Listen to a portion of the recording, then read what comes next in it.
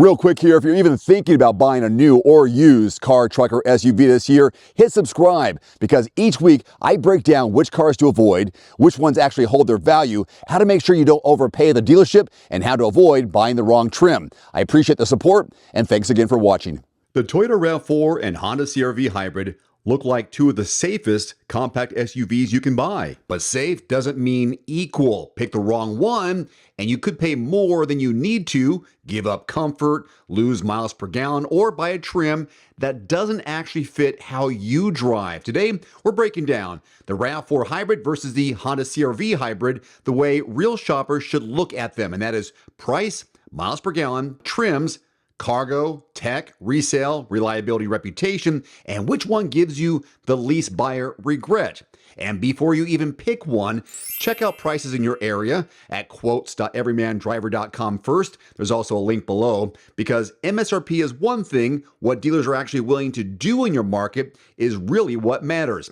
Also, subscribe to Everyman Driver if you want buyer first SUV comparisons like this that help you avoid bad deals and wrong trims. So let's begin with the money. The 2026 RAV4 starts lower than the CR-V Hybrid. Toyota lists the RAV4 LE at $31,900, while the CR-V Hybrid Sport starts at $35,630.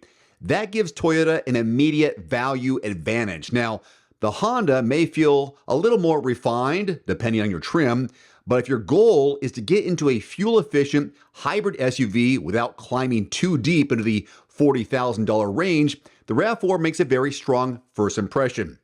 Fuel economy also leans toward Toyota. The most efficient RAV4 trims are listed at up to 47 city, 40 highway.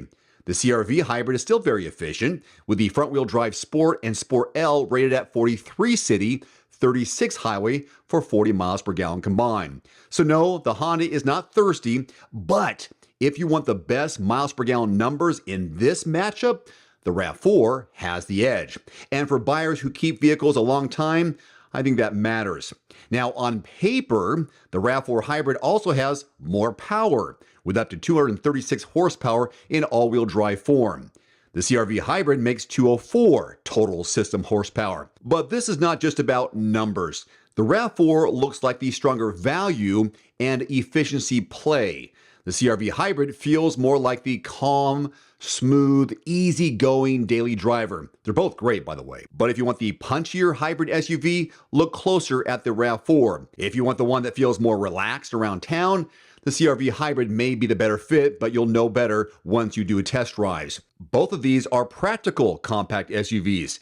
Toyota lists the RAV4 with up to 37.8 cubic feet of cargo capacity. Honda has a CR-V Hybrid at 36.3 behind the second row and up to 71.8 with those rear seats folded. But the CR-V has always had a strong reputation for feeling roomy, feeling airy, and easy to live with. That's the Honda's strength here, I think. The RAV4 gives you the stronger value, miles per gallon, and resale story.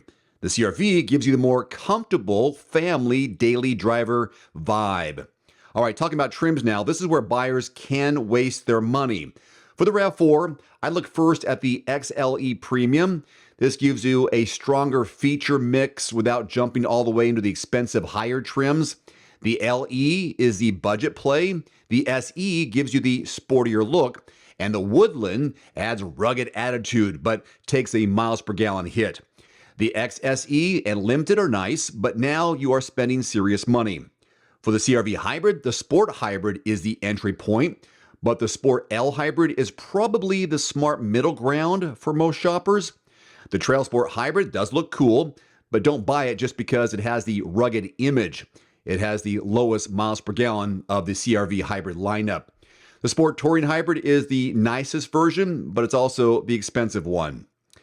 Let's talk about technology now. The RAV4 has the newer tech story for 2026. Toyota gives it a standard 12.3-inch digital gauge cluster, a 10.5-inch screen on the lower trims, and available 12.9-inch touchscreen on the higher trims.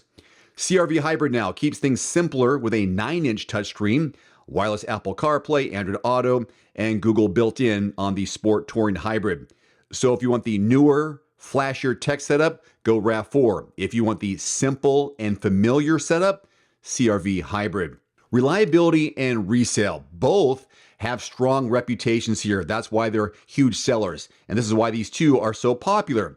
There is one important difference though. The RAV4 2026 is the new generation. So we don't have a long-term data set yet on this exact version. The CR-V Hybrid is a more known formula. That said, Toyota has the stronger resale value argument, if you will, especially with the RAV4 Hybrid. If resale matters to you, I would give the edge to Toyota, but it's a close one. So which one gives you the least regret? If I'm buying this with my calculator, then I'm leaning toward the RAV4 XLE Premium Hybrid. It has the lower starting point, stronger miles per gallon numbers, more power on paper, strong resale reputation, and the newest tech story. If I'm buying for comfort, family use, and a smoother daily drive, then I'm looking harder at the CR-V Sport L Hybrid. That may be the better SUV for people who care more about how it feels every day than squeezing out every last mile per gallon. But for the average compact SUV buyer, I'd slightly lean toward RAV4, especially if dealer pricing is close. The CR-V Hybrid is not a bad choice. The wrong choice, though, is buying the wrong trim, paying too much, or picking based only on the badge instead of how you actually drive it and how it feels. Now, I want to hear from you. That's my take. If you had to buy one today, are you taking the RAV4 or the CR-V? Are you team Toyota because of the miles per gallon of resale, or Honda for the comfort and daily driving? Let me know in the comment section below. And before you choose either one, research ahead of time. Before you even leave the house, check pricing in your area at quotes.everymandriver.com. Check it on your mobile as well. There's a link below. Don't just look at MSRP. Find out what dealers are actually asking for near you before you buy. That's quotes.everymandriver.com. It's all based on zip code, so if you don't find what you're looking for, change that zip code. The better deal might be one town over. If you're shopping for a new or used vehicle, hit subscribe to the Everyman Driver YouTube channel. I'll help you avoid the wrong cars, spot the bad deals, compare the right trims, and make smarter buying decisions before you ever walk into a dealership. Subscribe now, your wallet will thank you later. Thanks again for watching. We'll see you next time. Adios. One final note, if you are in the market for a new vehicle soon, great. Connect with your local dealership and price and test drive at least 3 different vehicles. A vehicle's strengths and weaknesses can only be discovered when you are behind the wheel. My reviews can be good, but you need to test drive these yourself. Visit quotes.everymandriver.com, select the make, model, and your zip code, and you'll get invoice pricing in your area on those vehicles. Shop smarter with price quotes at quotes.everymandriver.com. Thanks for watching. Please click subscribe and give us a thumbs up. See you next time.